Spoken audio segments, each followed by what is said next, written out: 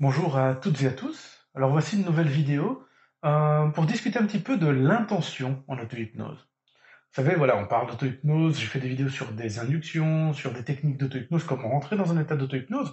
Mais ce qui est intéressant, c'est de pouvoir se dire, tiens, pourquoi faire de l'hypnose? Enfin, pourquoi changer d'état de transe? Pourquoi, non, pourquoi faire en fait? Et c'est toute la question d'intention. Vous savez, c'est la même chose avec la méditation. Quand vous faites de la méditation avec un mantra de bien-être, c'est pas la même chose que si vous faites de la méditation avec une idée d'esprit complètement zen, complètement vide. Euh, c'est pas la même chose que si vous partez dans une méditation transcendantale. Enfin voilà, il y a plein. L'intention est totalement différente. Et l'idée, pour l'hypnose, c'est un petit peu la même chose. Alors, l'intention est très importante.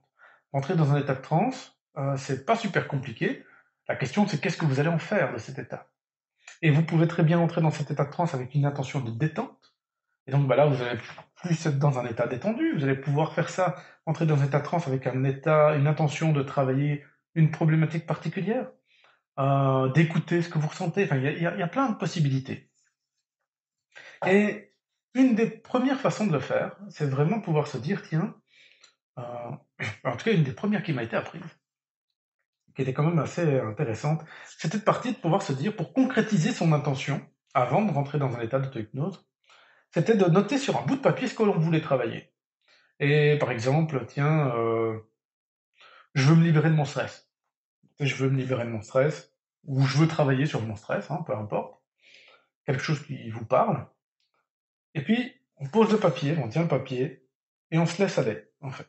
Que ce soit au travers de mots-clés, de mots d'ancrage pour entrer dans un état d'auto-hypnose, que ce soit pour les techniques dont j'ai déjà évoquées, que ce soit lié à la respiration, euh, que ce soit en écoutant une vidéo, peu importe en fait. Et vous vous laissez aller.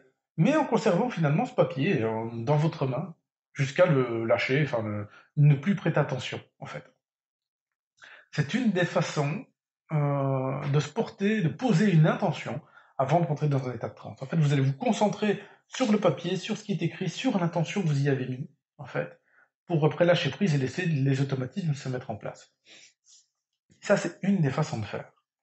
Maintenant, globalement, euh, vous pouvez l'imaginer de plein de manières différentes.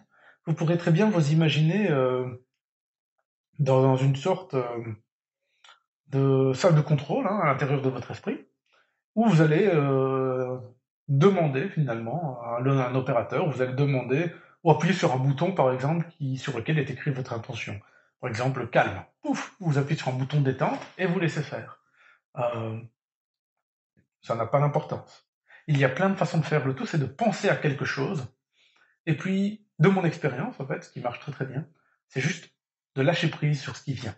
Donc vous pensez à quelque chose et puis vous lâchez prise. Simplement. Vous lâchez prise. Et donc du coup, que ce soit pour travailler sur vous, que ce soit pour,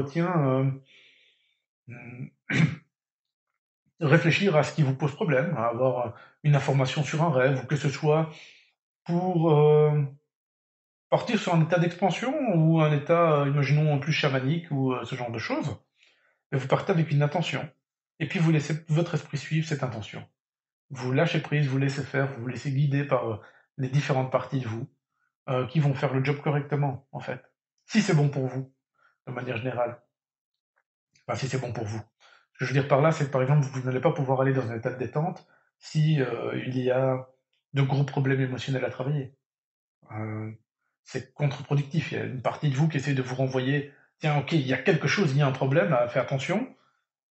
Et si vous voulez, vous, aller dans un état de détente, c'est comme si vous disiez, non, mais je n'écoute pas ce qui vient. Donc là, c'est contre-productif et je pense que votre esprit ne va pas le faire.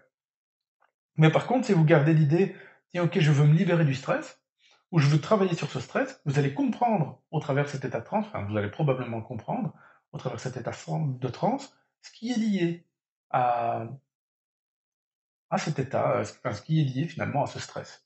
Donc l'idée n'est pas de se dire, tiens, je suis stressé, je veux atteindre un état de calme, c'est, je suis stressé, je veux me libérer du stress. Je veux travailler sur cette problématique. S'il y a une problématique particulière, maintenant, encore une fois, s'il n'y a pas forcément de problématique, pouvez très bien partir sur de la détente. Vous pourrez très bien, tiens, vous imaginez, vous êtes tendu au niveau des trapèzes, etc. Bah tiens, partez avec l'idée de, ok, tiens, je vais me détendre physiquement, relâcher la tension physique. Et vous partez avec ça comme intention, ça n'a pas d'importance. Mais dites-vous que parfois, il y a des blocages qui font en sorte que l'intention n'est pas suffisante. Ben voilà, d'où l'utilité parfois d'où l'utilité d'être accompagné par un professionnel ou un praticien, hein. C'est le côté utile. Mais voilà, alors n'hésitez pas à tester pour tout et n'importe quoi. Si vous connaissez d'autres techniques, n'hésitez pas à les partager, que ce soit en commentaire, que ce soit via mail, que ce soit via Messenger, peu importe. N'hésitez pas. Voilà, passez une bonne journée.